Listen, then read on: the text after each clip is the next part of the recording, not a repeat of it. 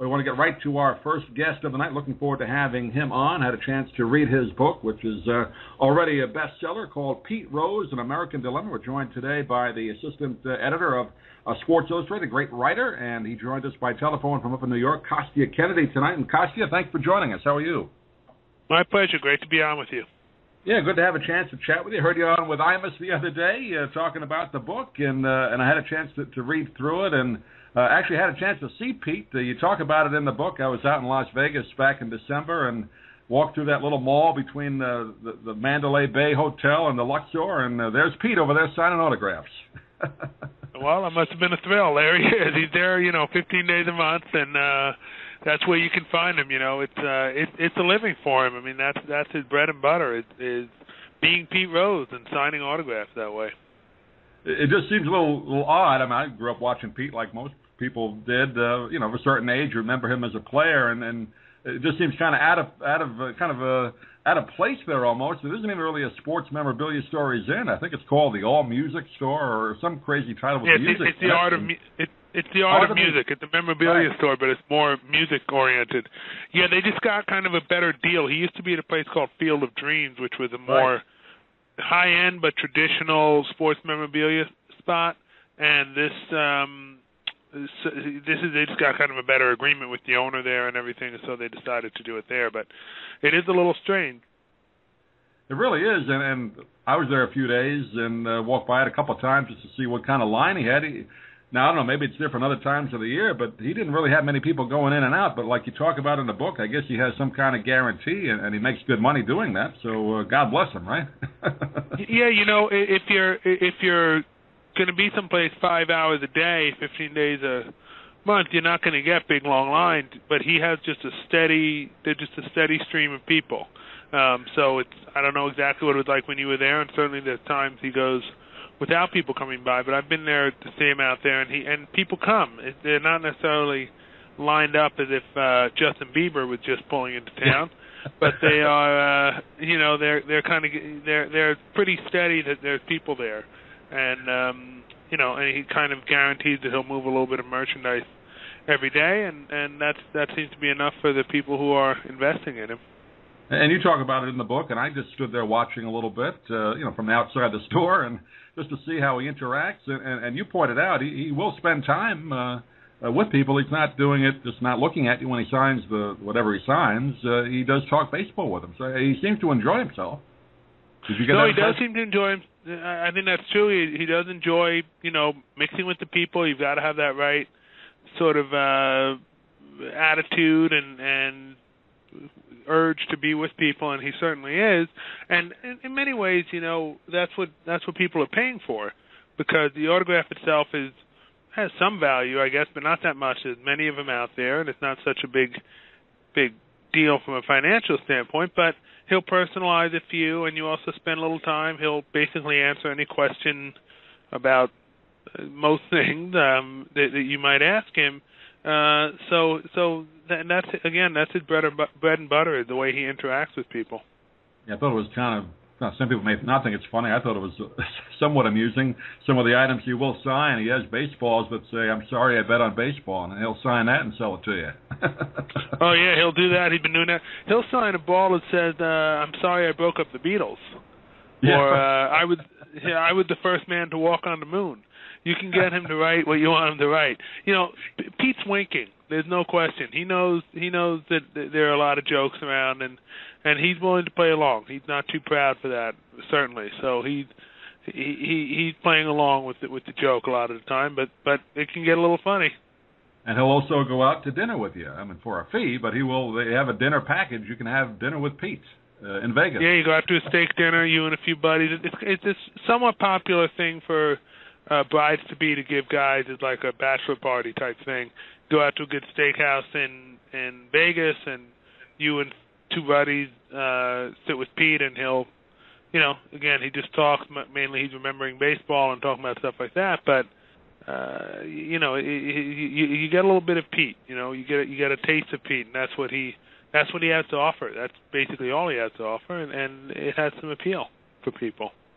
Talking with Kostya Kennedy. Pete Rose, An American Dilemma is the name of the book. And When you decided to write this, I know it's the 25th year, I think, since he was banned from baseball, right? Was that kind of the earmark point that you said, well, 25 years, let's take a look at his life? That was kind of coincidental that it worked out. I mean, it is exactly 25 years, so that's a nice round anniversary. But I'd written a book previously called 56 about Joe DiMaggio, and I spent some time with Pete in Vegas then. And, you know, there was something sort of unresolved about Pete, particularly at this time in his life, in his 70s, and he'll be 73 next month, and what people think of him and how he views his situation. It's changed. He's not the same Pete that he was 10 years ago, certainly not the same one he was 20 or 25 years ago. And he's still such a figure, this great American figure, for all his success and, of course, his spectacular fall, that it just seemed and turned out to be absolutely so, that there was really a new narrative to look at here with Pete, and that's sort of what made me get into it. I had a chance to interact with him a little bit, not much, when I first came to Florida, Tampa Bay area back in the late 80s. He was managing the Reds at that point. They trained up in Tampa, then went to Plant City, and saw him a little bit interacting. And at that point, at least I didn't know a lot of the off-the-field activities, but he seemed to have good control of his team and knew what he was doing as a manager. I think he would have been a pretty good one if he had stayed, right? Oh, no, I mean, until everything unraveled in 1989, he basically turned the Reds around. I mean, they had some really bad years, and he led them to, they didn't win a pennant, but they contended every year. They were a second-place team, and he was having success as a manager. It remains to be seen how he would have done over the long haul, but in the short term, he was doing well, and he the players really liked him. They felt that he was accessible enough. They could sort of joke with him and all that, but he also had this great knowledge of the game. And, you know, he talked to them about things like the way the grass was cut by the groundskeepers in different fields and the type of bat they were using, and really, like, get inside and with the player's mind. And, you know, one thing about Pete, more than, I mean, all these guys in baseball love the game, right? You wouldn't be doing it if you didn't. Right. But Pete had a special kind of love for this game, and he really devoted himself to it, and devoted himself to the various aspects of it, and was really quite committed, and that rubbed off on players. And so, yeah, he did have success as a manager, and I think that he would probably have continued to have some. I got the impression, and maybe I was one of the few people that watched the reality show he did, but I did watch all the episodes. Right. But you got the impression, you know, aside from some of the reality stuff with the girlfriend and all that, the baseball talk that he did in there, and I think there was a couple episodes where he's training some kids or coaching some kids that, you know, he really loves baseball. I mean, that's still there. No question. That is the love of his life, even more than gambling, and even more than his members of his family. Baseball is the love of his life and has been for many, many years. So that much is true about Pete. And that's part of what makes his story a sad story. And when I say that, it's not to blame anybody but Pete himself. I mean, he's the reason for where he is, where he's at. But that's still there's something sad about it, because this is a game that he loved, and that for a long time he treated with more respect than anyone. I mean, you know, we've all gone and paid our ticket and seen one of our players just jog after a ball in the outfield. And I'm not saying that happened today and didn't happen back then. It happened all the time throughout baseball history. And you never saw that with Pete. You know, Pete gave his all and all that. And he gave his all off the field too, in terms of when he would get to the park and when he'd leave, and the way he elevated the players around him. I mean, when I spoke to former teammates of his, it's just crazy the way they would speak about him, and how, with this kind of reverence for what he was able to do for their game, through his own commitment and his example and his attention. So you see that, and then you see what he's done to his life, that he can't even be in baseball at all.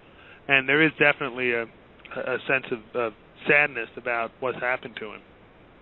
All right, well, Kostya Kennedy, Pete Rose, An American Dilemma is the name of the book. And I go back, I grew up in New York, Kostya, and I guess my earliest memory, I don't think I remember watching the All-Star game where he ran into Fosse. I guess I've seen that clip so many times Maybe I Right. think I've seen it, but I do remember the '73 season where he got in a fight with Bud Harrelson. I think that's where a lot of New Yorkers probably either learned to hate Pete. If you did hate him, I always enjoyed watching him, even though he beat up on the New York teams.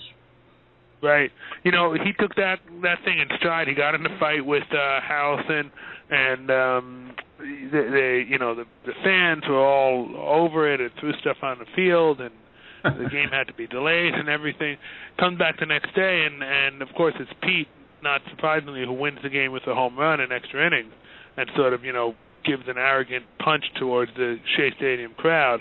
And this is a guy who did not hit a lot of home runs, but he got one then.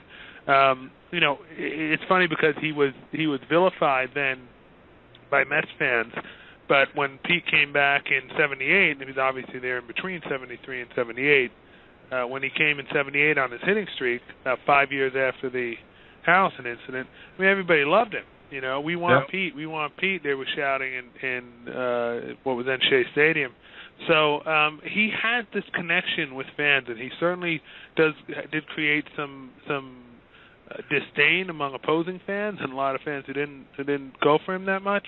But everybody had a reaction to him, and for the most part, people admired and loved him.